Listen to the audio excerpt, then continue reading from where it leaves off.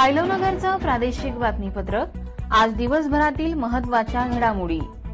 आव्हानाची भाषा करण्यासाठी मनगटात जोर असावा लागतो। मुख्यमंत्री एकनाथ शिंदे यांचे उद्धव ठाकरे यांना आव्हान। मुंबई नाशिक महामार्गावरील वाहतूक कोंडीमुळे अजित पवार ऍक्शन मोडमध्ये। येत्या 10 दिवसात वाहतूक सुरळीत न झाल्यास अधिकाऱ्यांना निलंबित करण्याचा इशारा। ठाकरे गटाकडून विधानसभा निवडणुकीसाठी पहिला उमेदवार जाहीर। नाशिक मतदारसंघातून सुधाकर बडगुजर यांना उमेदवारी।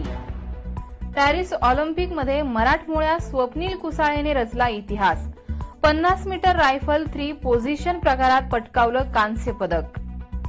राष्ट्रवादीचे नेते जितेंद्र आव्हाड यांच्या गाडीवर हल्ला। माजी खासदार संभाजीराजे छत्रपतींबद्दल केलेलं वक्तव्य भोवलं। कोल्हापूरच्या स्वप्नील कुसाळेसाठी पंतप्रधान नरेंद्र मोदींची एक्सवर खास पोस्ट। स्वप्नील लय भारी कामगिरी केलीस म्हणत केलं अभिनंदन। सर्वोच्च न्यायालयाचा मोठा निर्णय। अनुसूचित जाती आणि जमातींमध्ये उपश्रेणी तयार करण्यास कोर्टाची मान्यता।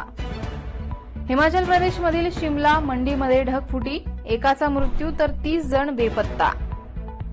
वादग्रस्त आयएएस अधिकारी पूजा खेडकरला कुठल्याही क्षणी अटक होणार। सर्वोच्च न्यायालयाने अटकपूर्व जामीन नाकारला। अभिनेत्री अक्षया देवधरचे व्यावसायिक क्षेत्रात पदार्पण। स्वतःचं साड्यांचं दालन सुरू करत दुकानाची पहिली झलक चाहत्यांसोबत केली शेअर। असेच अपडेट्स मिळवण्यासाठी आयलोनगरच्या 77 98 300 400 या नंबरवर मिस कॉल द्या।